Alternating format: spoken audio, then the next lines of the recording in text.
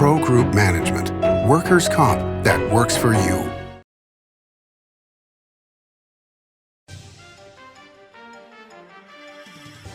Welcome to Nevada Newsmakers. On the broadcast today, the return of John Entsminger. He's the general manager of the Southern Nevada Water Authority. Is here for the whole show on an all-new Nevada Newsmakers. Retail's impact on Nevada's economy? Enormous.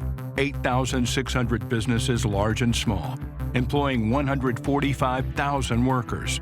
And last fiscal year, retail paid tax on nearly $60 billion in sales. We're the Retail Association of Nevada. We support retail, we help it grow, and we mean business. RANNV.org. Pro Group Management offers workers' comp services to a growing number of industries. As businesses grow and change with the times, the need for a solid workers' comp program must be flexible and up to date. The evolving nature of regulations can make staying ahead of complex tasks challenging. But Pro Group Management simplifies the work so your industry can move forward and succeed. Pro Group Management. Workers' comp that works for you. Truck drivers are some of the hardest working people you'll meet, delivering over 70% of America's freight and 92% of Nevada's. When there's a natural disaster, they're delivering critical supplies to help those communities recover and rebuild. Every sector of the economy and our nation's military rely on truck drivers. So let's take a moment to say thank you. On the open road or city streets, our truck drivers are rolling to make our economy and our nation stronger. Trucking moves America forward. Get in on the action at the Tamarack Casino and win your share of $100,000 guaranteed. Now through February 27th, plus 5 times points every Friday. $100,000 guaranteed at Tamarack Casino. Your good times are at Tamarack. Enjoy exceptional value and a comfortable atmosphere at Reno's newest steakhouse, Nevada Steak. Ooh, your good times at Tamarack. Your good times are at Tamarack Casino. This is Nevada Newsmakers with host Sam Shad, a no-holds-barred political forum. Now, from the Nevada Newsmakers broadcast headquarters, here is Sam Shad. And back on Nevada Newsmakers, we're delighted to welcome back to the program John Entsminger. He's the general manager of the Southern Nevada Water Authority. Pleasure to have you back on the program, sir. Thanks for having me again, Sam. Always great. So a bunch of things that are happening right now, so I kind of wanted to get your take on a few things. First of all, we're taping this the morning after the governor's state of the state. Just a quick response to what you thought utility-wise from what you got out of his speech. I really, paid attention to the part where he's talking about economic diversification, both in northern Nevada, but in our case, really here in southern Nevada. We're seeing some exciting things out at the Apex Industrial Park, development along the I-15 corridor to the south of town. And that's really, our job is to make sure we have the plumbing in place to accommodate that economic diversification when it comes. Okay, so are you looking at businesses right now that are looking to relocate to or locate to Apex? Certainly, that's really the job of the governor's office of economic development, and particularly the city of North Las Vegas. But we have included within our new capital plan both water and wastewater infrastructure for Apex. So when those entities want to move, the infrastructure is there to accommodate them. Okay, and that's probably, in my opinion, one of the most important things, because that was one of the real benefits of the Tahoe Reno Industrial Center, as you know, was all the infrastructure was in place because the private investor that owned the entire property was able to put that infrastructure in at the cost of, $100 million. With so many different people as owners of Apex, it's been harder for that. So with Southern Nevada Water Authority being involved, that's great. Let me ask you about the development to the south. When Marilyn Kirkpatrick was on the program late last year, well, actually, oh my goodness, it's a year ago now. I should say late last year, but a year ago, she was saying that she thought that Ivanpah was going to be developed within her term as county commissioner, which would have been 10 years. Has that been pushed back, do you believe, by what's been going on in the country with COVID?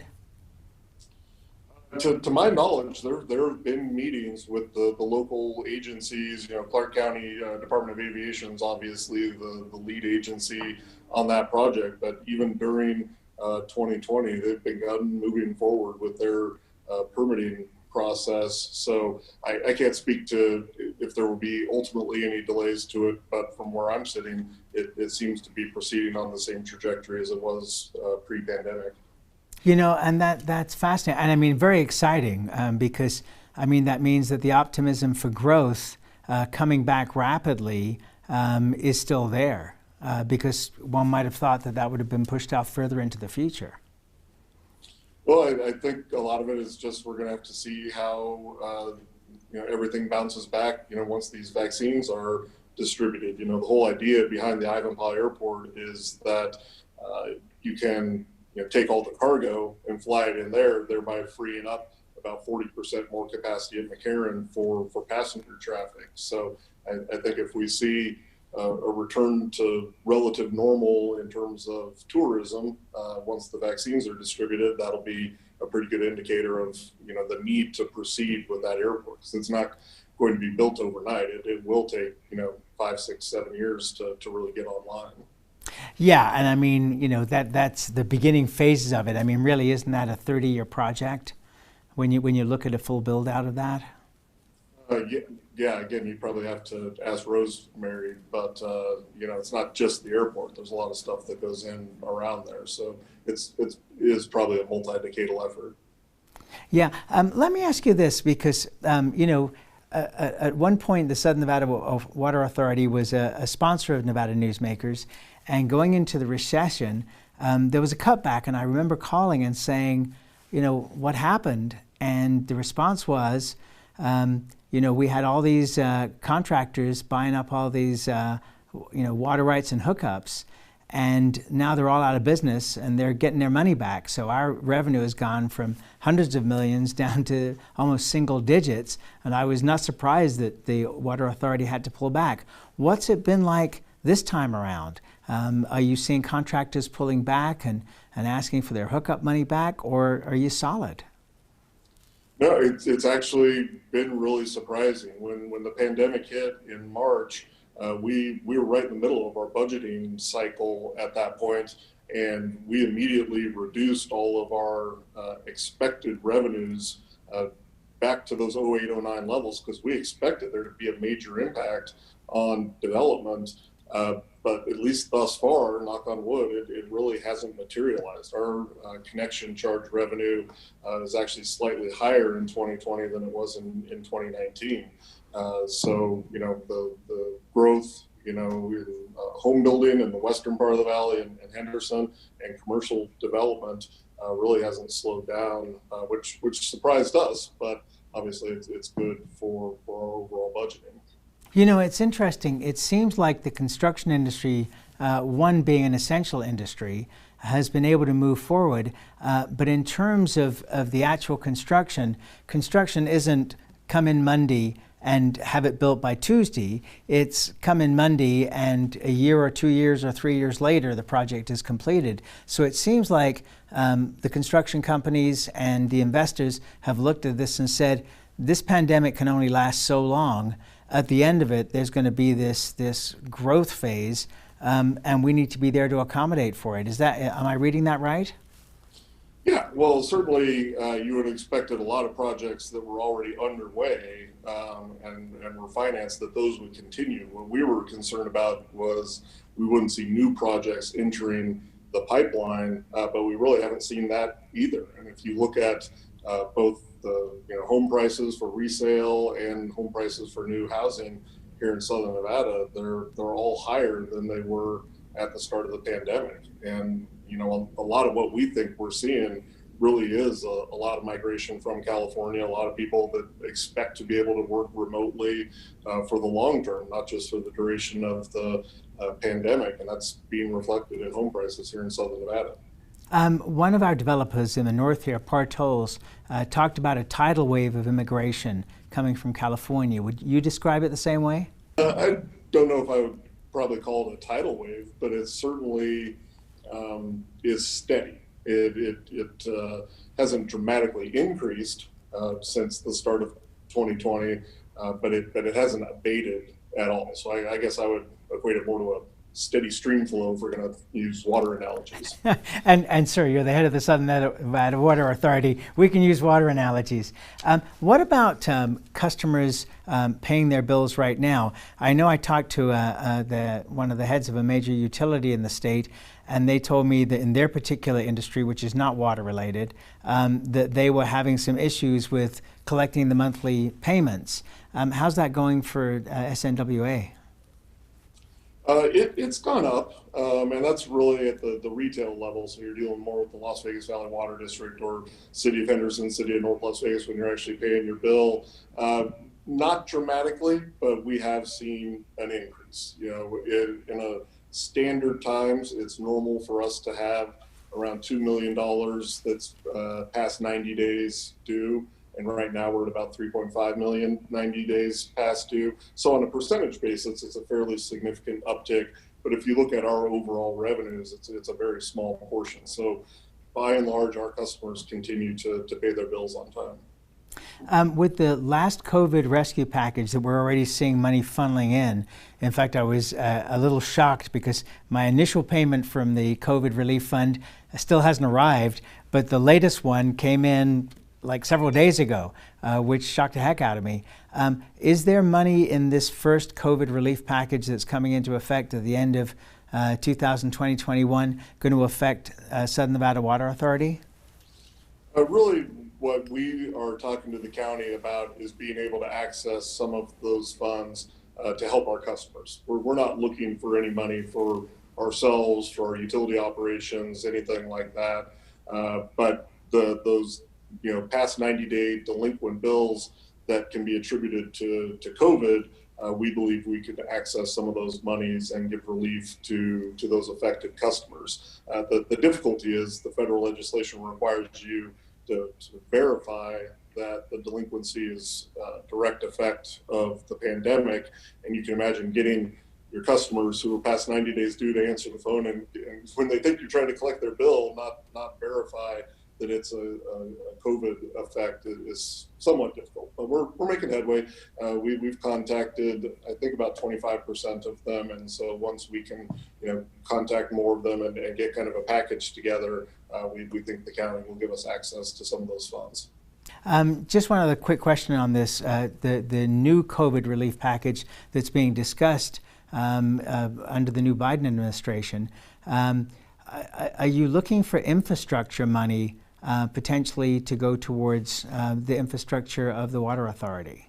We do think there, in particular, there's already some discussion in Congress about reauthorizing the WIN Act, which historically a lot of that money has gone into infrastructure that the Bureau of Reclamation then provides to state and local agencies. So if that act is reauthorized in the coming Congress, we do think there's an opportunity to try to get money both for projects locally, but also for some regional Colorado River cooperative projects with other agencies on the river. For example, on the Colorado River.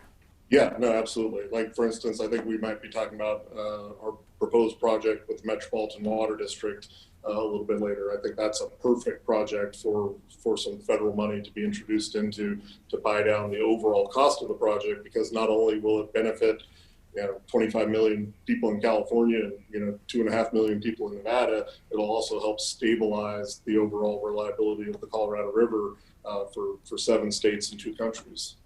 All right, let's take a break. We'll come back much more with John Entsminger right after this timeout. What do you count on? You count on your power every day. At NV Energy, we've always powered what's important to you, but we're not looking at the past. We're focused on the future. While our standards are high, our rates will remain low. And our commitment to renewables isn't just meeting standards, but leading the way.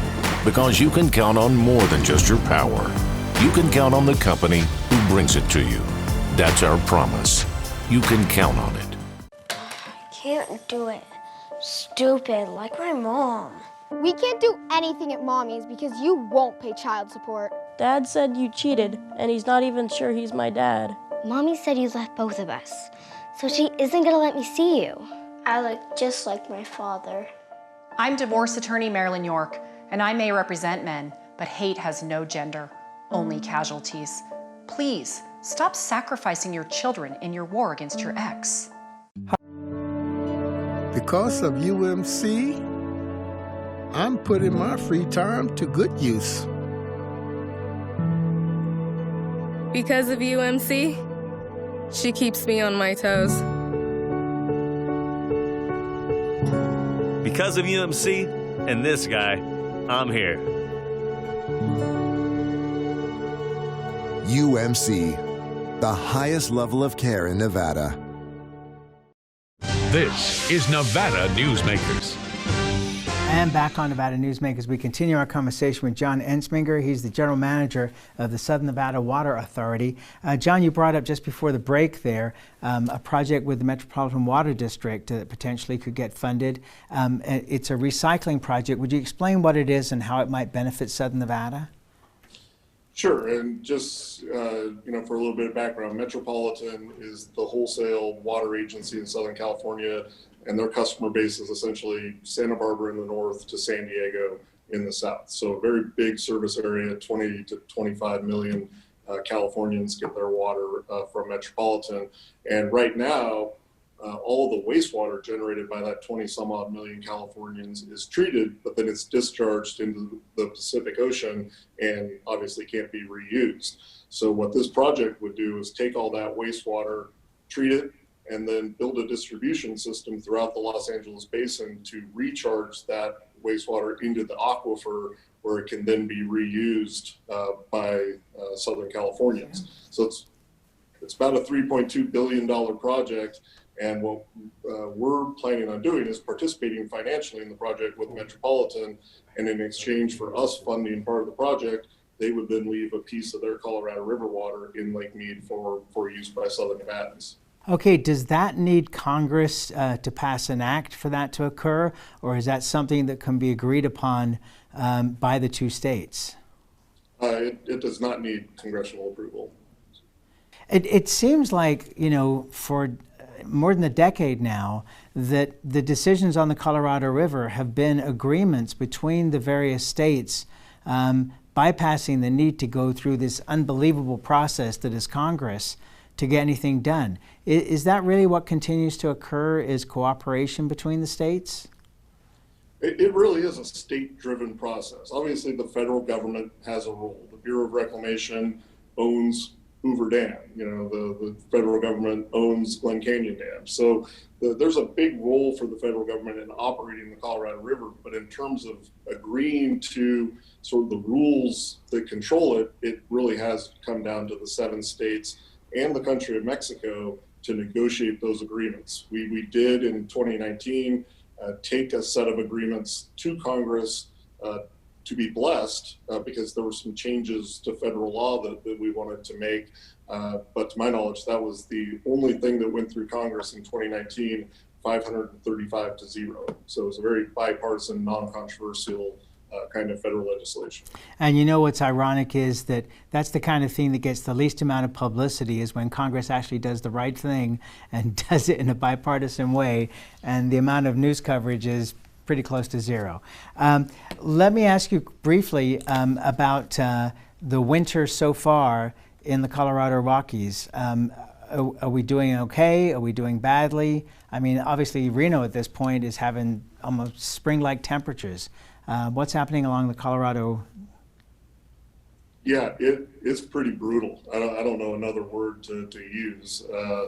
Last year was bad, so we're going into this winter with very poor soil conditions, very, very dry soil conditions. So we already knew that the first several feet of snow were going to go to basically re-moisturizing the soil before any water really even started to get into the streams up in the Rockies. And thus far, the snowpack is de minimis. We've seen hardly any precipitation. So it's still early. The big snows in the Colorado River are historically, February, March, April. So hopefully things will turn around. But as we look at it right now, we're looking at, two bad years in a row. All right, let's take a break. More with the head of the Southern Nevada Water Authority after this timeout. Get in on the action at the Tamarack Casino and win your share of $100,000 guaranteed. Now through February 27th, plus 5 times points every Friday. $100,000 guaranteed at Tamarack Casino. Your good times are at Tamarack. Retail's impact on Nevada's economy? Enormous. 8,600 businesses, large and small, employing 145,000 workers. And last fiscal year, retail paid tax on nearly $60 billion in sales. We're the Retail Association of Nevada. We support retail, we help it grow, and we mean business. RANNV.org. Pro Group Management is the place where companies can find workers' comp solutions that are designed to meet their specific business requirements. As regulations evolve, Pro Group takes a proactive approach to clear the path to make sure your business stays ahead of the curve. Knowing your workers' comp program is optimized, you can focus on other important matters related to your growing business. Pro Group Management, workers' comp that works for you. Safety is the #1 priority for the trucking industry.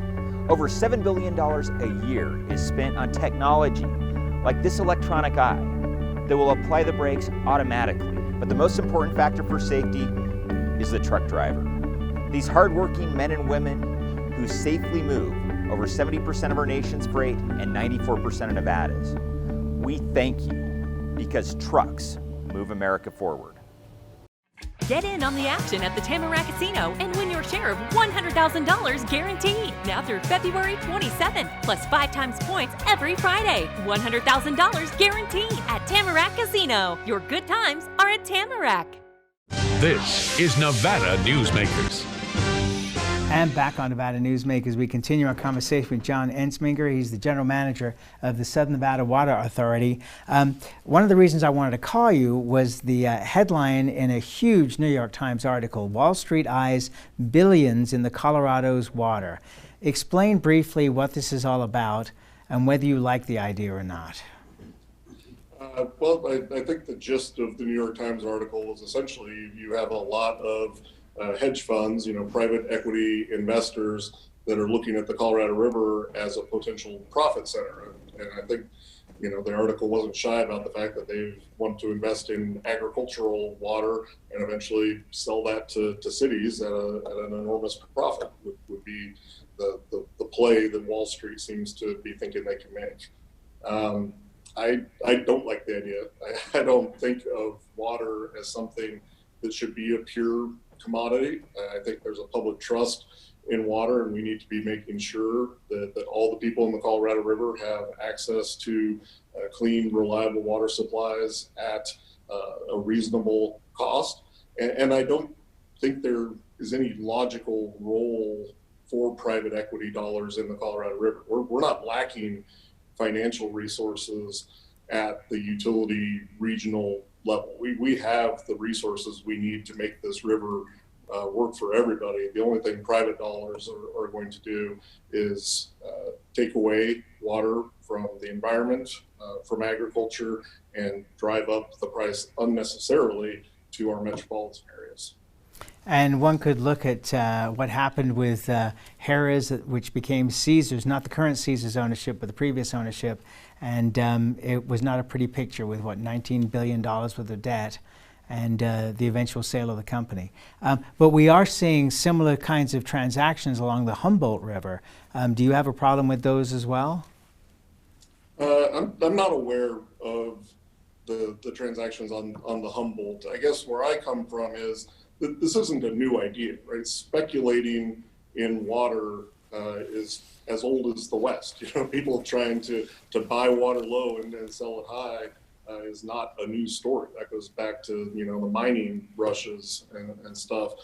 I just think we have a system on the Colorado that over the last 25 years has proven remarkably successful in keeping 7 states and 2 countries out of court, in making sure that everybody loses a little bit so that we can all have the resources we need for our people, and interjecting a bunch of profit motive into the middle of that successful model, I don't think has anything but potentially disastrous effects. One last question, and we've only got about 30 seconds for an answer, so we can go into it in more detail in the future. But the Trump administration reversed the Obama administration's Water of the United States rule of 2015. Are you concerned, or would you like to see that come back under the Biden administration? That's a really complicated question, because I think there were flaws in the original Obama administration rule, but I also think there were some good things in there, and kind of the baby got thrown out with the bathwater. This Waters of the U.S. rule has been being litigated at least since the late 90s. And I think to really get it right, you ultimately need to revamp the rule itself in Congress, and not just keep having, each administration try to rewrite it through regulation.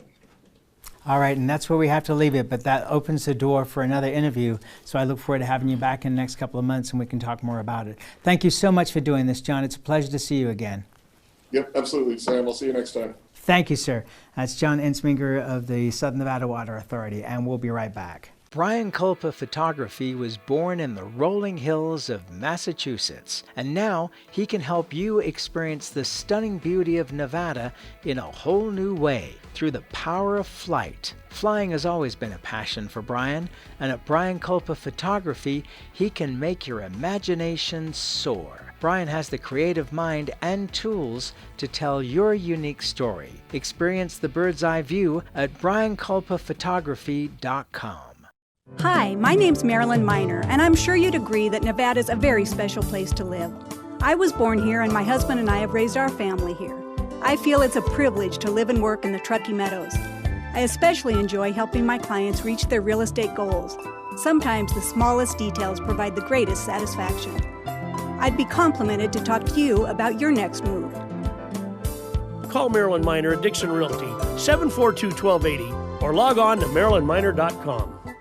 As you know, Reno is booming. Toll's Development Company is helping it grow with insightful design and development, building community with every project, adding beauty, adding excitement, emphasizing our shared humanity. Reno is becoming bigger. Toll's Development is helping it become better, more livable, more enjoyable. To learn more, go to tollsdevelopment.com. tollsdevelopment.com. Pro Group Management specializes in providing industries with the necessary components to satisfy and exceed workers' comp requirements. Every business has unique needs and specific regulations. Pro Group Management stays ahead of the curve, providing up-to-date services to keep your industry in top form. Discover how we simplify your tasks, improve efficiency, and reduce expense to keep you moving in a positive direction. Pro Group Management, workers' comp that works for you. You can now watch Nevada Newsmakers on YouTube. Just go to YouTube and search for Nevada Newsmakers and become a subscriber. We'll see you on the next broadcast. Thanks for watching and listening.